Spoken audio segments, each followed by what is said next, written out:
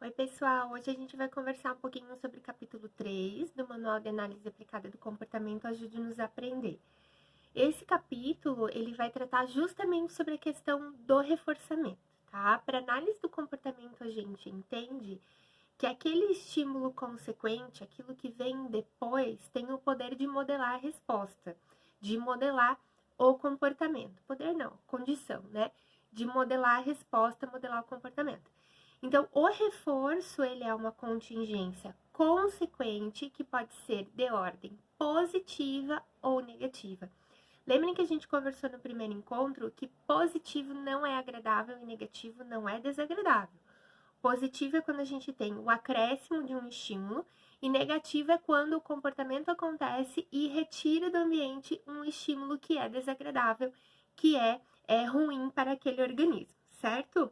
Esse capítulo é um capítulo bastante técnico, eu vou tentar ser concisa e aí depois vocês ficam à vontade para colocar as perguntas específicas de vocês ali no grupo, tá? O capítulo também vai trazer sobre a qualidade dos reforçadores, né? Então, ali a gente tem os reforçadores primários e os reforçadores secundários. Os reforçadores primários são aqueles relacionados com as nossas necessidades básicas, né? Alimento, água, moradia, condições de saúde, tudo isso são reforçadores primários. E os reforçadores secundários ou reforçadores arbitrários são aqueles reforçadores que representam um a mais, né? Um plus na vida das pessoas. Então, vou trazer um exemplo para vocês. Algumas empresas utilizam reforçadores para os seus funcionários. Aquele funcionário que não falta recebe uma cesta básica. A empresa está trabalhando com um reforçador primário, que é a alimentação. Aí a gente vai lembrar de Maslow, da pirâmide das necessidades.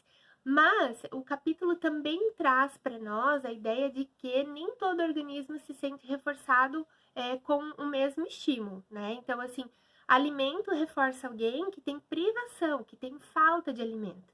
Quando essa pessoa tem essa necessidade superada, ela vai ter outros tipos de necessidade, daí Maslow. Vou trazer um outro exemplo de reforçamento de empresa para vocês. Aquele quadro com a foto da pessoa, né, funcionário do mês. Ele é um reforçador social, mas ele é um reforçador arbitrário, um reforçador secundário, porque ele só funciona como reforçador quando a pessoa já teve as suas necessidades básicas satisfeitas, certo? Aí o capítulo vai trazer também que a gente pode ter os reforçadores que são tangíveis, comestíveis, os reforçadores que são atividades, os reforçadores sociais e os reforçadores físicos. O capítulo traz de uma forma assim bastante clara o que é cada um desses tipos de reforçador, tá? Nós também conversamos no primeiro encontro que a punição é um estímulo consequente, mas a análise do comportamento compreende que a punição ela não tem um valor efetivo de modelagem de comportamento, porque o comportamento só se modifica quando a punição está presente. Quando retirada a punição, existe tendência para aquele comportamento inadequado voltar. Eu dei para vocês o exemplo ali dos redutores de velocidade e a gente poderia até utilizar como exemplo os índices que a gente tem relativos ao nosso sistema prisional brasileiro, né? Como ele não trabalha com uma punição efetiva, que é a reclusão, e o sujeito muitas vezes nem fica privado de tantas coisas, né? A gente tem um índice de 42,5% de reincidência, né? Então, a punição, ela funciona momentaneamente, por isso que na análise do comportamento a gente não trabalha com punição, né? Aí a gente tem o exercício 7, que depois eu vou tirar foto da minha apostila e mandar para vocês. Ali tem algumas ideias de reforçadores, então é muito importante que a gente converse com a família do nosso aluno, com o psicólogo do nosso aluno, com o terapeuta do nosso estudante, para conhecer o que reforça aquele indivíduo, porque aquilo que reforça a mim pode não ser a mesma coisa que reforça vocês, tá? O material também traz uma variação dos reforços sociais, né, que existem diferentes maneiras de reforçar, e outros exemplos de reforçadores também, tá? Para que a gente entenda aquilo que funcione com a criança, que funciona com a criança, a gente precisa passar pelo processo, né, de observar aquilo que a criança tem necessidade, perguntar, como eu falei, para a mãe, para a analista do comportamento, com a psicóloga, testar, experimentar para ver se aquele reforçador realmente vai funcionar, vai atender o objetivo de fazer com que a frequência do comportamento desejável aumente, né? colocar escolhas para essa criança, né? Então, você quer ganhar estrelinhas ou quer ganhar figurinhas? Você quer ganhar bala ou você quer ganhar uma carinha feliz, né? Porque dependendo da criança, o reforçador vai ser diferente, tá? E a gente também precisa entender que o organismo ele se acostuma com aquele reforço. Então, por isso que quando a gente vai pensar o reforçamento, muitas vezes a gente tem que ir mudando, né? A gente começa com um tipo de reforçador e depois precisa mudar para que a gente mantenha o organismo ali interessado, tá? Na página 12, a gente tem também ali uma tabelinha com alguns exemplos de reforçadores, que depois eu vou compartilhar com vocês as minhas respostas. E depois a gente entra na questão técnica dos esquemas de reforçamento, tá? A gente entende que sempre que eu quero modelar um comportamento, sempre que eu quero que um comportamento ele faça parte do repertório do sujeito, eu preciso utilizar um esquema de reforçamento contínuo que a gente chama de CRF. Só que como a gente não tem condições de reforçar continuamente, eternamente, à medida que esse comportamento vai sendo modelado e a sua frequência aumenta, a gente também muda o esquema de reforçamento. E aí a gente passa para os esquemas de reforçamento intermitentes, tá? O CRF é isso, o comportamento da resposta, eu reforço. Os esquemas de comportamento intermitente, eles têm duas características. Ou eles podem variar em razão, ou eles podem variar em intervalo. Razão diz respeito à resposta, né? Então, depois de determinado número de respostas, por exemplo, depois de 5 carinhas felizes, eu reforço, né? CRF todo bom comportamento ganha uma carinha feliz. Um esquema de reforçamento intermitente em razão fixa, eu estabeleço, a cada 5 carinhas felizes você vai ganhar o reforço, né?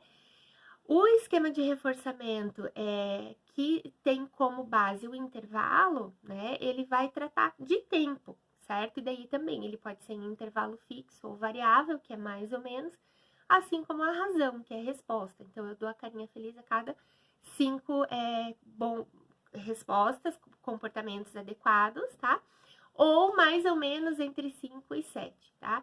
Eu, Renata, sempre prefiro utilizar os esquemas de reforçamento intermitentes baseado em respostas ou intervalos fixos, porque eu entendo que o sujeito compreende esse reforçamento com mais facilidade, tá?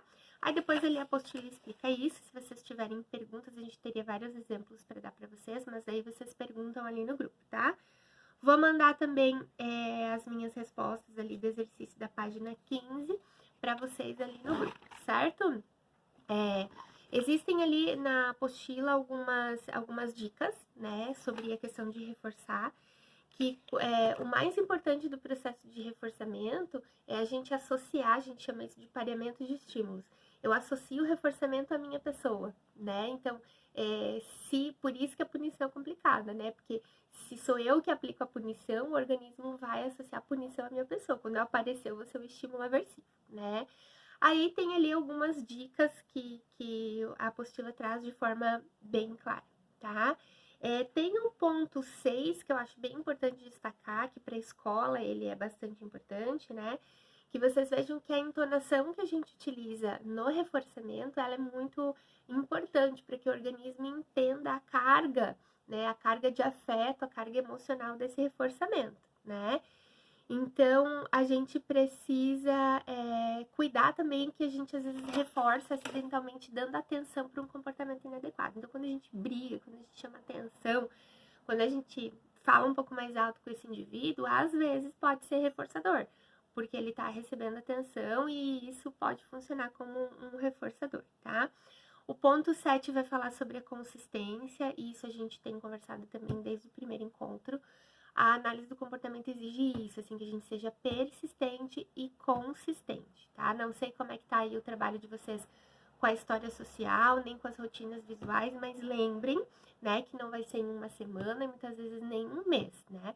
Eu já acompanhei casos que a gente modelou comportamentos complexos, como, por exemplo, a criança conseguir se comportar de forma organizada num shopping, num mercado, mas isso levou 8 meses, mas aconteceu. Né, uma modelagem de comportamento para uso do vaso sanitário. A gente leva 2 meses, mas de forma consistente, né, de forma constante, fazendo a aplicação dos reforçadores de forma correta, a gente consegue, tá? Então, acho que de modo geral, esses são os aspectos principais do capítulo, tá? Eu acho que vocês estão bem quietinhas ali no grupo, né? Não tenho tirado muitas dúvidas. Tenho tentado fazer vídeos curtos para que vocês não demandem tempo para assistir, mas eu quero que vocês fiquem à vontade para que a gente possa interagir e vão trazendo as questões relativas ao aluno de vocês para que a gente possa pensar em estratégias juntas, tá bom? Um abraço, bom feriado para vocês!